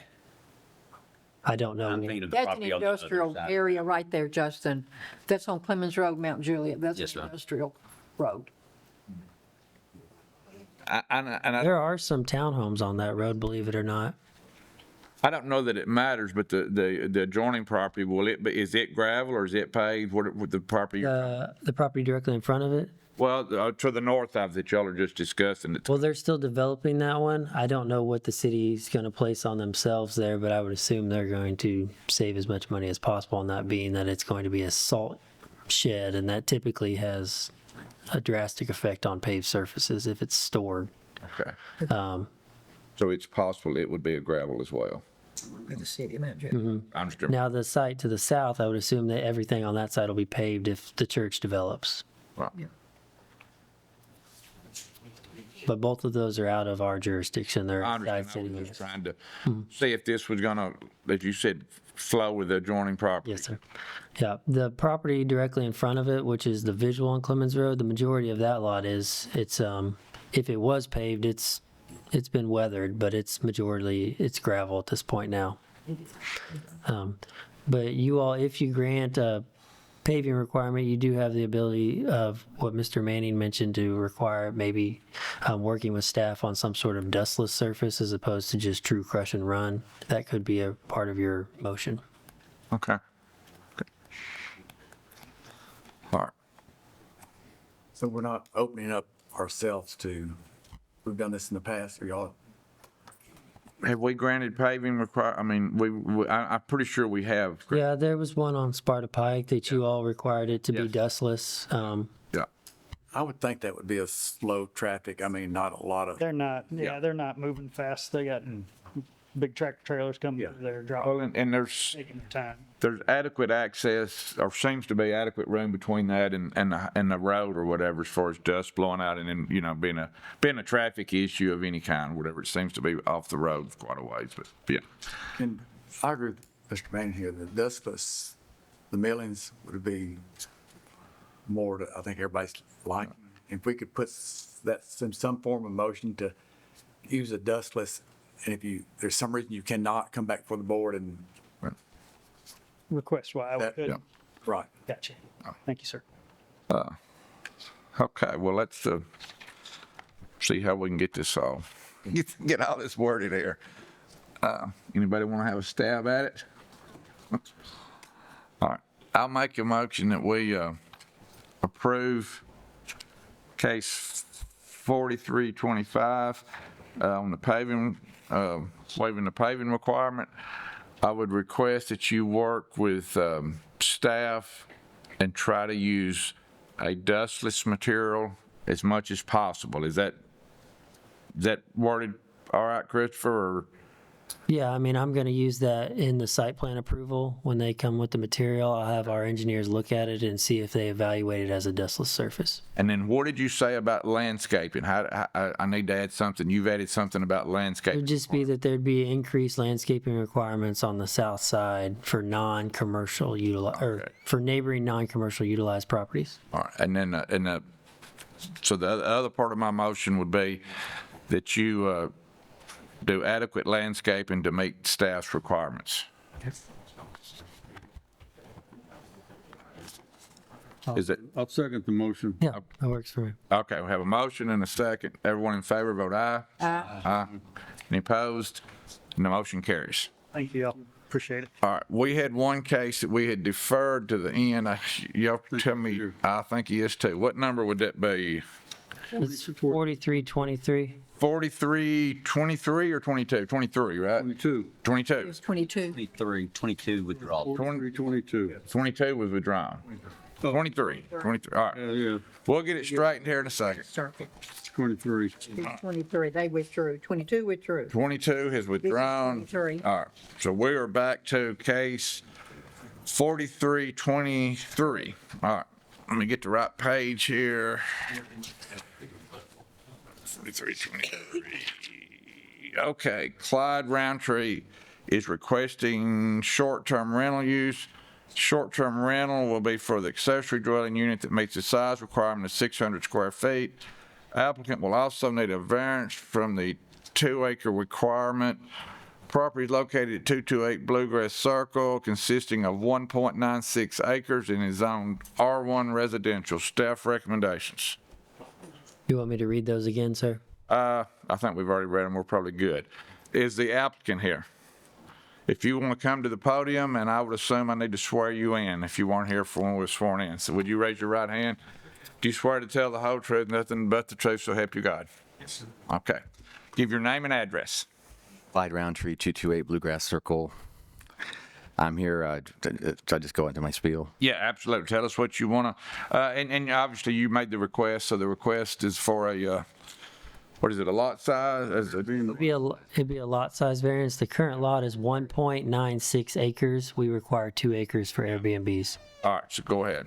Well, first off, thank you for hearing my request. My car broke down on the way here, and I'm involved with the fair, so I got fair brain. So I'm just kind of all over the place. This request comes sincerely. We'd like to have the building be utilized for a short-term rental. It's a cottage behind our home that we built for my father. He ended up getting memory care issues, had to go into a memory care unit. So since that time, it's been a revolving door of people using it for. We had a family live there that had their home torn down by the tornado. My kids have lived there for different reasons, but no one's been there for the last year. And the crazy thing about the structure is it actually is it's kind of losing its zip by no one being in there. So we're trying to get it occupied on some kind of a short-term basis. So I know I'm asking for a variance in terms of the site requirement.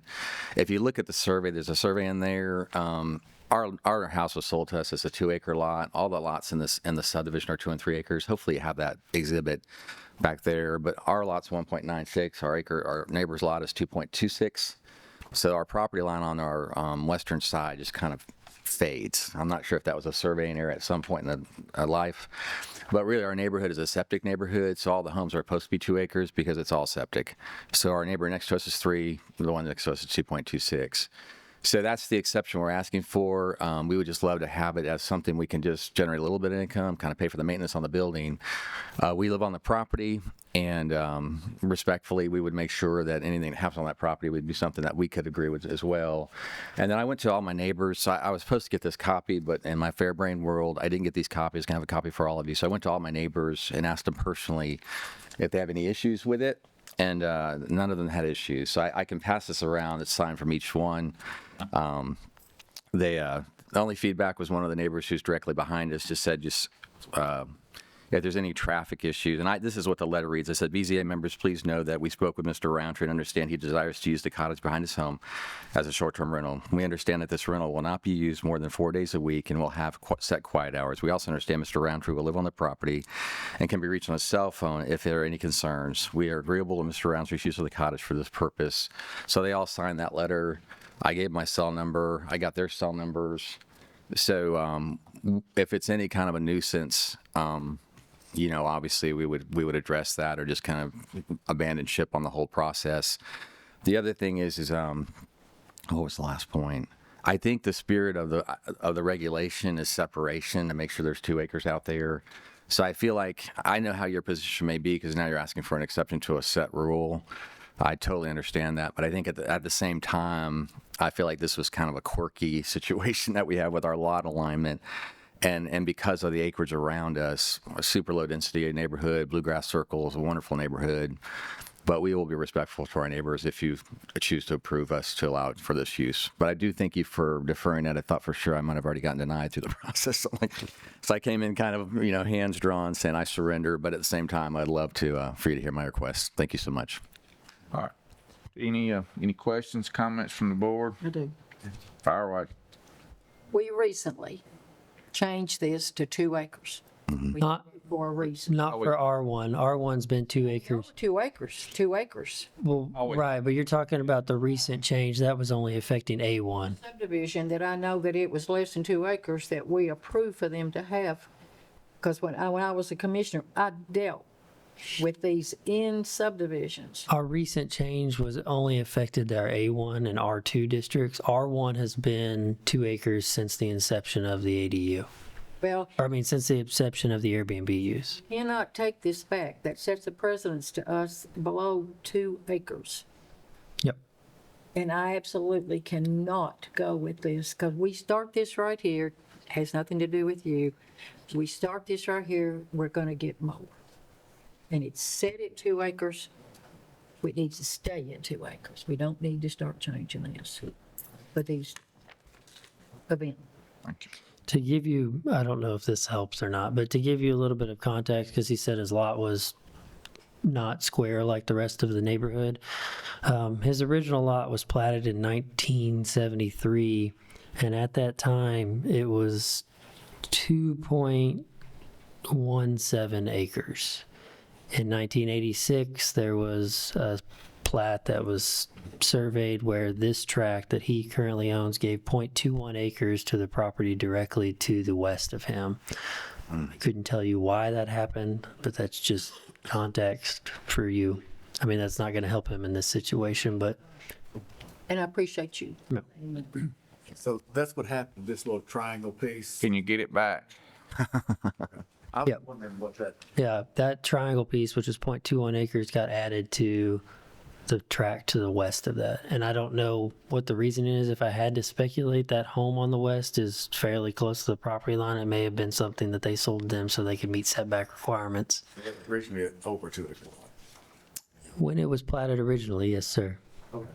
And we bought it as a 2-acre lot. We had no idea that was 1.96 until I went through this process. I just noticed on here, it's 0.21 was taken off.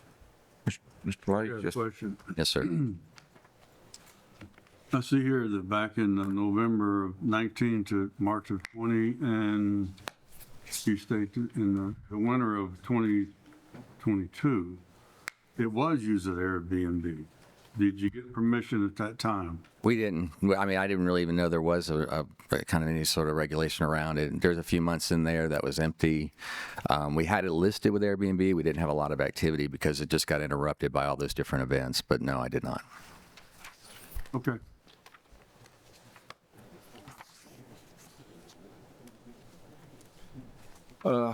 Assuming nobody in the public wants to comment on this If case, you would like to see the letters, I can pass them around. you can, staff, do you want those for the record? Or? To this gentleman, and they'll pass them that way, that direction. All right. Any comments? Motions from the board? I'm going to make a motion we deny based on the fact that it's less than 2 acres. I have a motion to deny. Do we have a second? Second. I have a motion and a second to deny based on the fact that it is not 2 acres. Everyone in favor of that motion, vote aye. Aye. Anybody opposed, vote no. No. Okay, we have No. got 4 ayes and 1 no. Or is that correct, or we need to show hands? That's what I have is 4-1. Okay. Who voted no? Mr. Manning voted no. Okay. The motion to deny carries with a vote of 4-1. If you can get to 2 acres, come back and see us. All right. Thank you very much. Sorry. You bet. All right, Christopher, are we, you got some, I have some additional information that I wanted to run by you all. Was it a part of the? No, this is part of the, yeah. Karen, did you put a resolution in their packet, or do I need to hand one down? No, they should have. Okay. They should have it. You all are not voting on this. This is just because you're not the body that gets that privilege. But I wanted to run it by you first because you all are the ones dealing with it. This is the height variance, and this is my first stab at it. And I can amend it however you all see fit for the best way that you feel that you can enforce it, and I'll run that through the proper channels once we get to a consensus from here. Christopher, we're not hearing real well. Is there any way you could, I don't know if, your microphone may be cutting out. I don't know. Is that?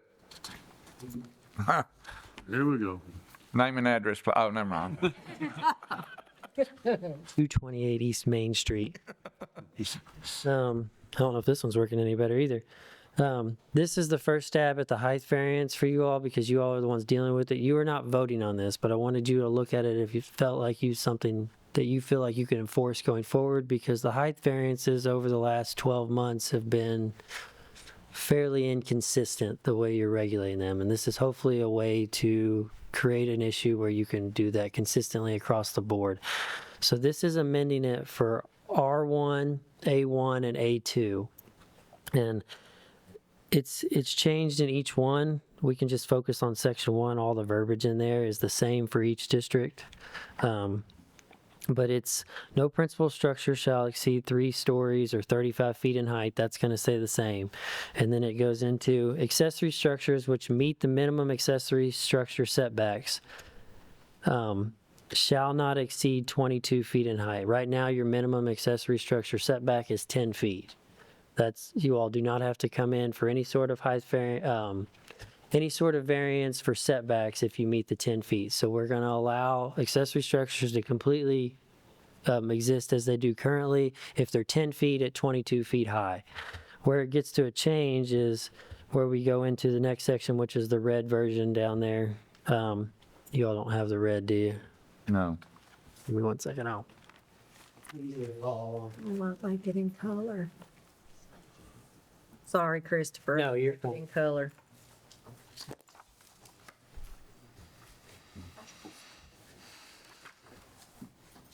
Thank you.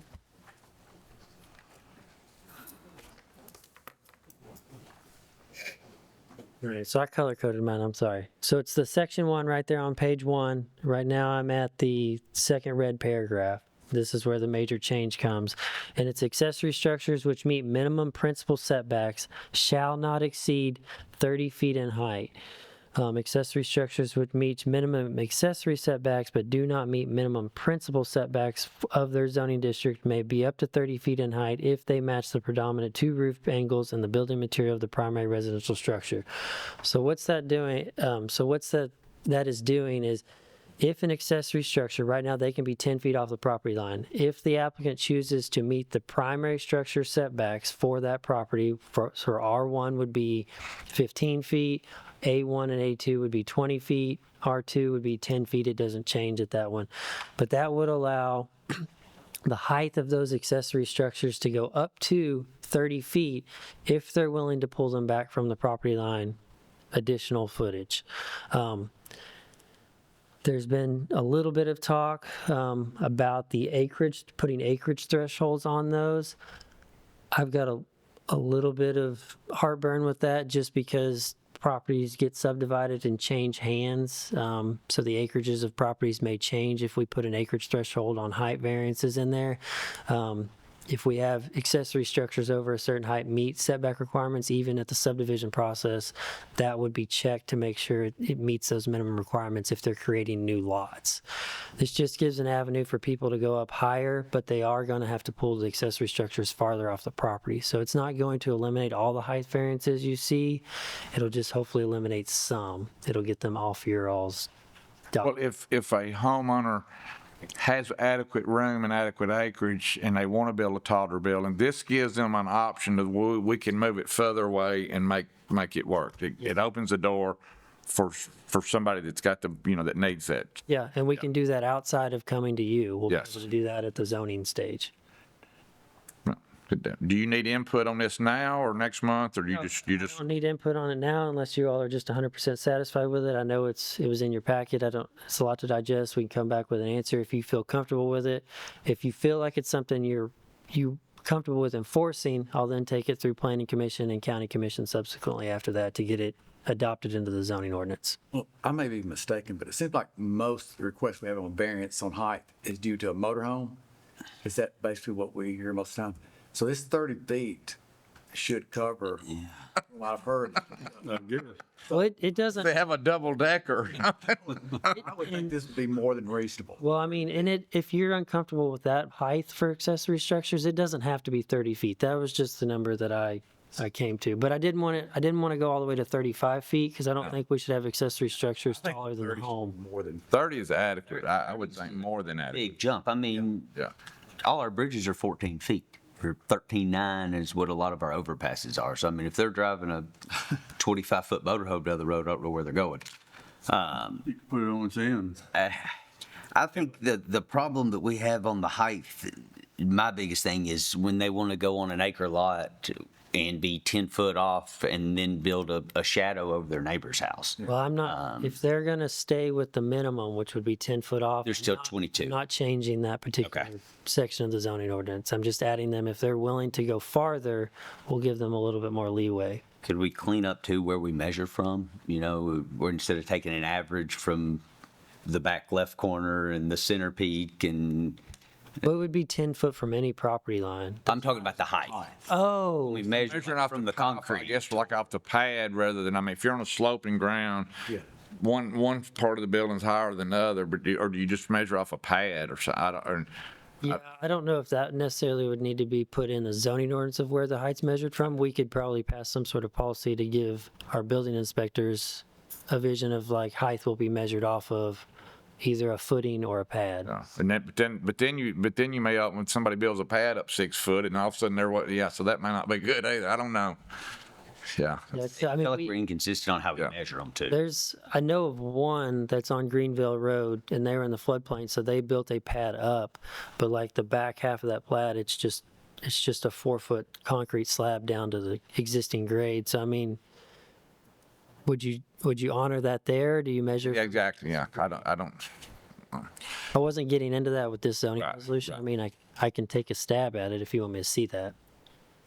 I think it'd be worth a look, see what's.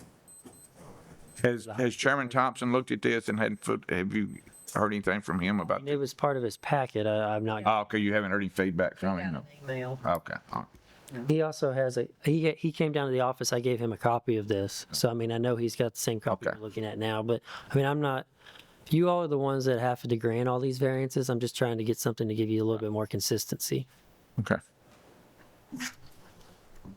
But I mean, you can digest it. We can come back and I'll put it at the end of the agenda next month as well. Okay. So we bring it back next month, Christopher? Yeah, with any amendments you may have to it, or if you're comfortable with it at that point, yeah.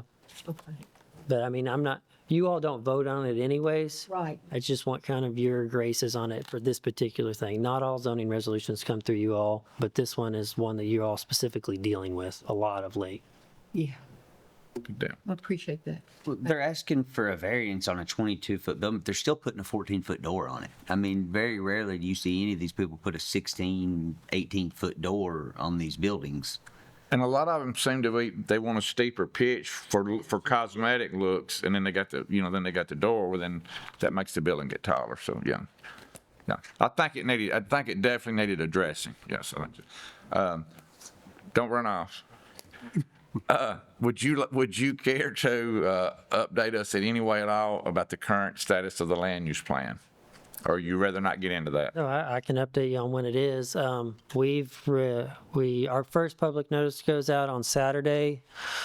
That one will be in the Democrat. There'll be 4 more that'll be in the Wilson. There'll be one in the Wilson Post, the Watertown Gazette, Banner Gazette. There's 2 other papers as well involved. So there'll be 5 total public notices going out, I believe. And that is to advertise the public meeting for the land use plan that the steering committee has sent out. That'll be September 25th at 5:30 at Cumberland University Alumni Hall. Is where that'll be presented, and that'll be the final draft version of the land use plan with the map, the goals, the regulation, and the place type definitions. All that will be presented at that for public input. All that public input will then will be given back to the steering committee one last time, hopefully, and then they will push something out to be adopted by the planning commission. If everything goes in accordance, it should be before planning commission in November.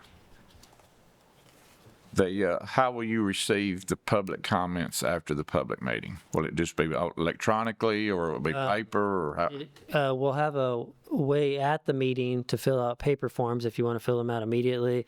There'll also be a survey link site to receive them electronically, and that'll be open for 2 weeks after that meeting. 2 weeks, okay. I'm assuming we'll probably get most of our comments within the first 3 days, but we will leave it open for 2 weeks. And then after that 2 weeks, we'll have our steering committee meeting to present all that data back to them. And of course, I have, as Christopher's well aware, I have followed this very closely. And would you say that according to the latest update on the rural living, there's approximately 90,000 acres? What is that approximate, the amount in the rural living that's currently in the latest map? 78,000 acres in the rural. In the rural living, okay. How many acres total in the county? It doesn't have to be an exact. I thought it was approximately 80,000 acres. Yeah, I think it's 78, and then in rural ag, I think there's another 160 or 140,000 acres. So rural living and rural ag accounts for 78%, I believe, of the county. And I bring that up about the rural living because and you correct me if I'm wrong, the definition currently states that it can be developed with 1 acre lots. Is that, That's the desired minimum lot size in the rural living as it sets right now, yes, sir. and I think that the board should be made aware and the public should be made aware that that under the current one, there's 80,000 acres that could be defined as having 1 acre lots on it. And it's undetermined, I'm undetermined if that's in A1 and A1 is 2 acres, how do you get a 1 acre lot? You know, you go to R1, but that may not be, that we don't have to get into all that. Christian and I have had this discussion for hours, but it is extremely complicated how you get a 1 acre lot in rural living when it's zoned A1. You can't. So when a developer comes in and has got 100 acres and he wants to put 100 houses on there and the land use plan says he can, and Christopher says, well, you know, you're not going to, I can't recommend that. I mean, to me, it opens the door for a lawsuit and it's quite confusing, but that's just my take on it. And you can get into explaining it if you want to, but if you'd rather not, it's quite in depth. I don't know if I'd reiterate all of our conversations. Exactly, I know that, but anyway. Be here till the end of the day. Yeah, all right, good deal. All right, well, I'm done then. That is all I have for you all, unless you have any other questions for me. Yeah, good job, thank you. Thanks everybody for all the help. Do a good job. All right, meeting adjourned.